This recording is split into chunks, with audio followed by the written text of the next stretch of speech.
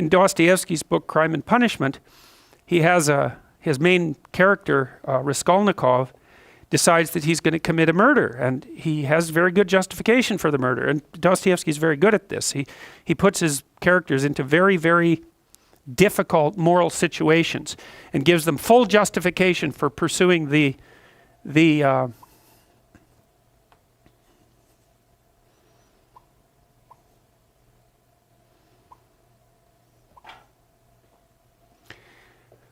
pursuing the pathway that they're pursuing. And so Raskolnikov, he's broke and starving. He wants to go to law school. His sister's about to prostitute herself, roughly speaking, by marrying a guy that hates her, that she hates, and he has contempt for her, or at least acts in that manner.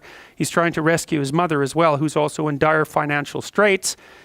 He goes to a pawnbroker to pawn his meager possession so that he can continue to scrape by. And she has this niece, I believe it's her niece, that's not very bright, who she basically treats as a slave and is horrible to. And so the pawnbroker has this money. Raskolnikov is in dire need. He thinks, look, I'll just kill her, because why the hell not?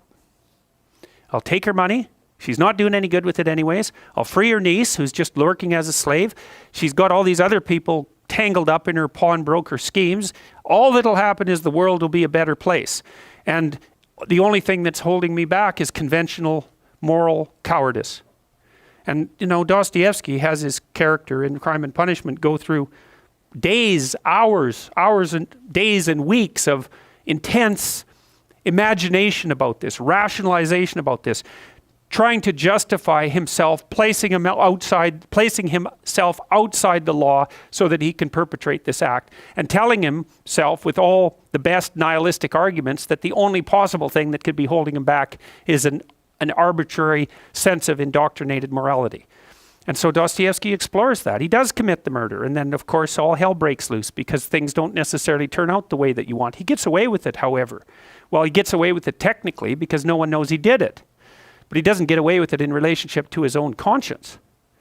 And so the rest of the book explores that. Well, Dostoiévski, I believe it was in Crime and Punishment, although he makes the same point in many of his books, he makes a very fundamental point. And this is the kind of point that I think that people who haven't investigated these matters down this particular literary and philosophical pathway never grapple with. Dostoiévski said straightforwardly, if there's no God, so if there's no higher value, let's say, if there's no transcendent value, then you can do whatever you want.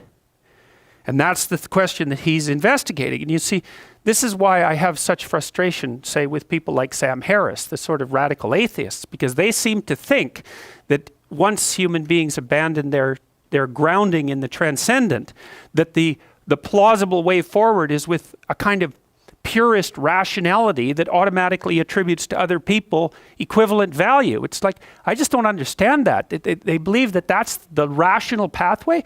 What the hell is irrational about me getting exactly what I want from every one of you whenever I want it at every possible second? Why is that irrational? And how possibly is that more irrational than us cooperating so we can both have a good time of it? I don't understand that. I mean, it's as if the psychopathic tendency is irrational. There's nothing irrational about it. It's pure naked self-interest. How is that irrational? I don't understand that. Where's the pathway from rationality to an egalitarian virtue? Why the hell not every man for himself and the devil take the hindmost?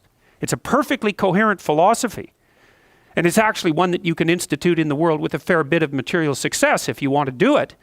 So I don't see. To me, I think that the universe that people like Dawkins and Harris inhabit is so intensely conditioned by mythological presuppositions that they take for granted the ethic that emerges out of that as if it's just a given, a rational given. And this, of course, precisely not Nietzsche's observation as well as Dostoiévski's. That's Nietzsche's observation. You don't get it. The ethic that you think is normative is a consequence of its nesting inside this tremendously lengthy history, much of which was expressed in mythological formulation. You wipe that out. You don't get to keep all the presuppositions and just assume that they're rationally axiomatic. To make a rational argument, you have to start with an initial proposition. Well, the proposition that underlies Western culture is that there's a transcendent morality. Now, you could say that's a transcendent morality instantiated in the figure of God. That's fine. You could even call that a personification of the morality. If you don't want to move into a metaphysical space, I'm not arguing for the existence of God. I'm arguing that the ethic that drives our culture is predicated on the idea of God, and that you can't just take that idea away and expect the thing to remain intact mid-air without any foundational support.